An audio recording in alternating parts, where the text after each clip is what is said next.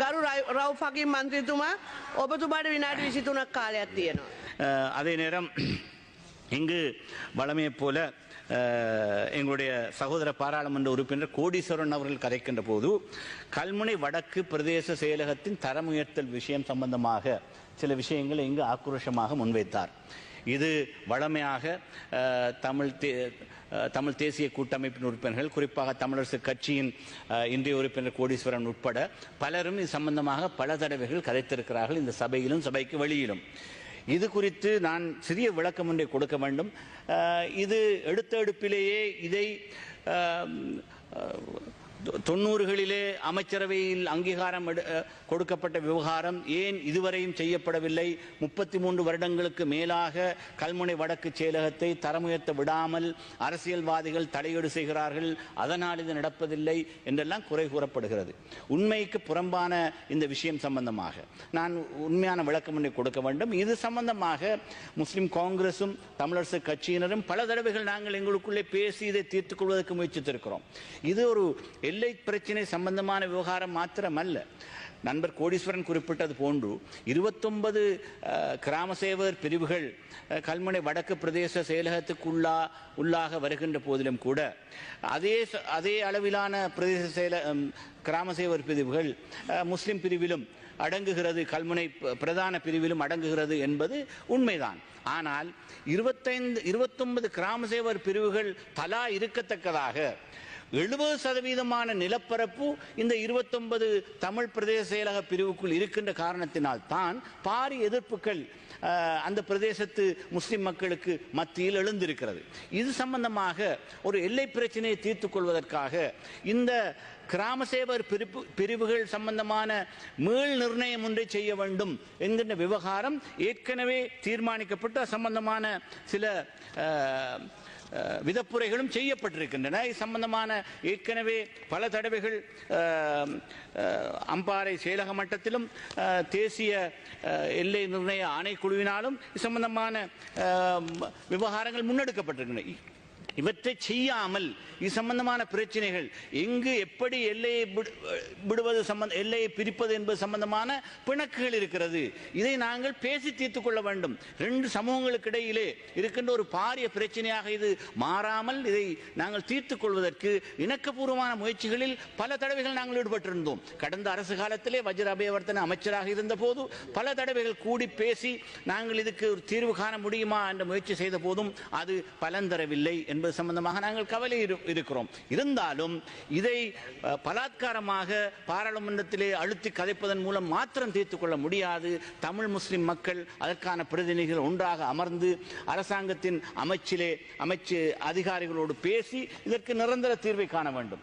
இது பாராளுமன்றத்தில் ஆக்ரோஷமாக பேசியதனால் மாத்திரம் முடிவுக்கு வருகிற விஷயம் அல்ல என்பதை நான் சொல்லியாக வேண்டும். எனவே சம்பந்தமாக இருக்கின்ற பிரச்சனைகளை நாங்கள் தீர்த்துக் கொள்வதற்கு சுமூகமாக எங்களுக்குள்ளே பேசித்தான் அதற்கு நாங்கள் தீர்வு காண வேண்டுமே ஒழிய, அதே நேரம் நாங்கள் நிலத்தொடர்பற்ற வகையில் ஒரு பிரதேச செயலகம் ஒரு பிரதேசத்தை நிர்வாகம் செய்ய முடியாது. நிலத்தொடர்பற்ற வகையிலே அந்த நிர்வாகம் கல்முனையில் அப்படி அமைய வேண்டும் என்று தமிழ் தரப்பில் விரும்பப்படுகின்ற போது, அதே போன்று நிலத்தொடர்பற்ற வகையிலே இன்று மட்டக்களப்பு மாவட்டத்தில் இருக்கின்ற எங்களுடைய கோரளைப்பற்று மேற்கு பிரதேசத்தில் கோரளைப்பற்று மத்திக்கு சொந்தமாக ஏற்கனவே எல்லை நிர்ணய சபையால் நிர்ணயிக்கப்பட்டு ஜெயந்தியாய ரிதி தென்ன போன்ற கிராமங்கள் மாத்திரம் இன்று நிலத்தொடர்பற்ற வகையில் இணைக்கப்பட்டிருக்கிறது கோரளைப்பற்று மத்தியோடு.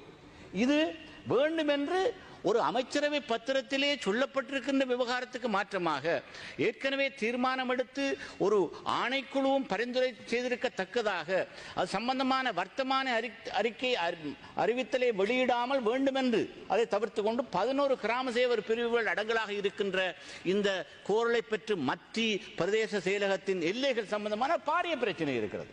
இந்த பிரச்சனைக்கான தீர்வை கட்டாயமாக இந்த அரசாங்கம் பெற்றுத்தர வேண்டும் என்று நான் கேட்டுக்கொள்ள விரும்புகிறேன். இது ஒரு மிக பாரிய ஒரு அநீதியாக இருந்து கொண்டிருக்கிறது.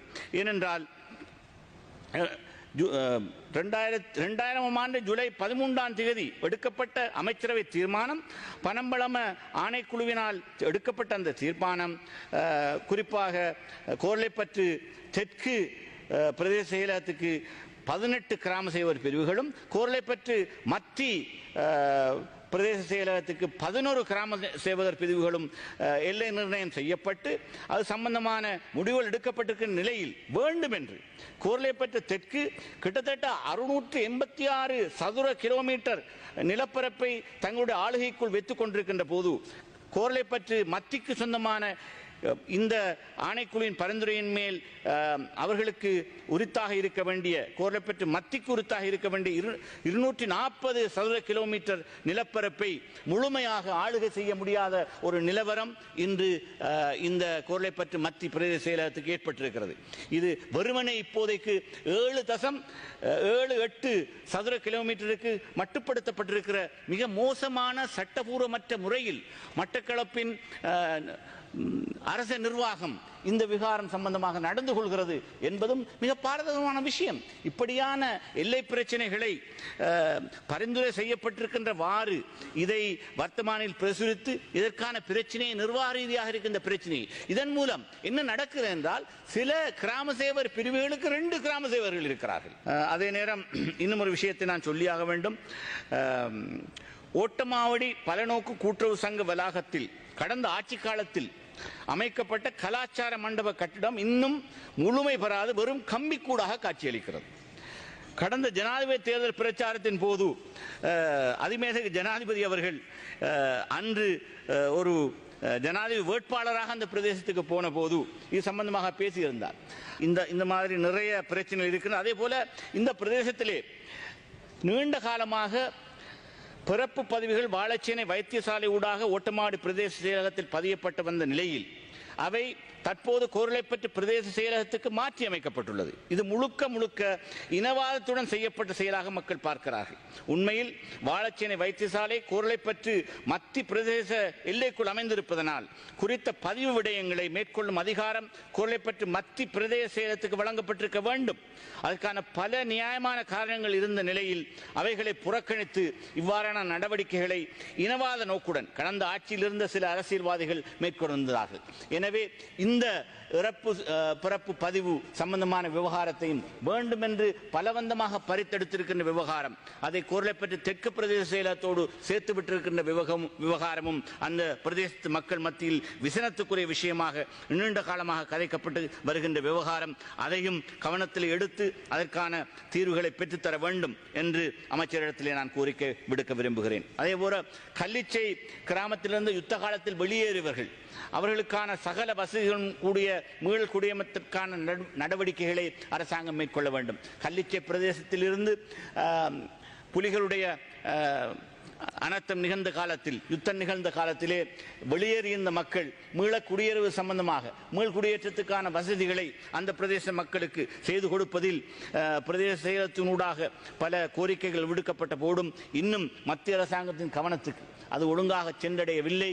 மத்திய அரசாங்கம் மீள்குடியேற்ற நடவடிக்கைகளை மேற்கொள்ளுகின்ற போது குறிப்பாக இந்திய அரசாங்கத்தின் உதவியோடு நிறைய மீள்குடியேற்ற வீட்டமைப்பு திட்டங்கள் பல இடங்களிலே கிழக்கு மாகாணத்திலும் நடத்தப்பட்டிருக்கிறது, செய்யப்பட்டிருக்கிறது, செய்யப்பட இருக்கிறது. குறிப்பாக இந்த வரவு சில திட்டத்திலே ஜனாதிபதி அவர்கள் கிழக்கு மாகாணத்தின் அபிவிருத்திகளுக்கான நிதி ஒதுக்கீடு இந்திய அரசிலிருந்து கிடைக்கும் என்று கூறி எந்த விதமான அரச நிதி ஒதுக்கீட்டையும் செய்யாமல் விட்டிருக்கிறார் என்பது சம்பந்தமான சில விமர்சனங்களும் இருந்தன.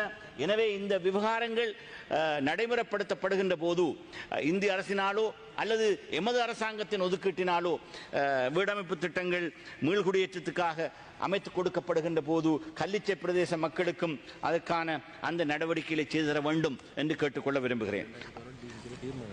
அதே போல 2011ஆம் ஆண்டு டிசிசி கூட்டத்திலே அதுக்கான தீர்மானம் எடுக்கப்பட்டிருப்பதாகவும் இன்று என்னோடு இருக்கின்ற பிரதேசத்தின் பாராளுமன்ற உறுப்பினர் நலீம் அவர்கள் குறிப்பிடுகிறார்கள். வாகரை பிரதேச செயலக எல்லைக்குள் வசிக்கும் காரமுனை நாவலடி போன்ற பிரதேசங்களில் நீண்ட காலமாக வசித்து வரும் மக்களுக்கு காணி அனுமதி பத்திரங்களை குறித்த பிரதேச செயலகத்திலிருந்து பெற முடியாத ஒரு நிலவரம், வேண்டுமென்று அவர்கள் ஓரங்கட்டுப்படுகின்ற ஒரு நிலவரம் காணப்படுவதாக காரமுனை அதே நேரம் நாவலடி பிரதேசத்திலே வாழுகிற அந்த பிரதேசத்து மக்கள் குறிப்பாக முஸ்லிம் மக்களுக்கு வேண்டும் என்று வடக்கு பிரதேச செயலகத்தின் நடவடிக்கையின் மூலம் அவர்களுக்கு நியாயம் நடப்பதில்லை என்று குற்றச்சாட்டு சொல்லப்படுகிறது. எனவே காணி கச்சேரி நடத்தப்படுகின்ற போது அந்த காணி கச்சேரியிலே நியாயமான முறையில் காரமுனை நாவலடி பிரதேச மக்களுக்குமான அந்த அரச காணிகளை பகிர்ந்தளிக்கின்ற விவகாரத்தில் கருணை காட்டுமாறு நான் அமைச்சரிடத்திலே கேட்டுக்கொள்ள விரும்புகிறேன். இவ்வாறு பல விஷயங்களை உங்களுக்கு மத்தியிலே வைத்திருக்கின்ற அதே நேரம் இன்னும் ஒரு முக்கியமான விஷயத்தை நான் சற்று விவரமாக இங்கு குறிப்பிட்டாக வேண்டும்.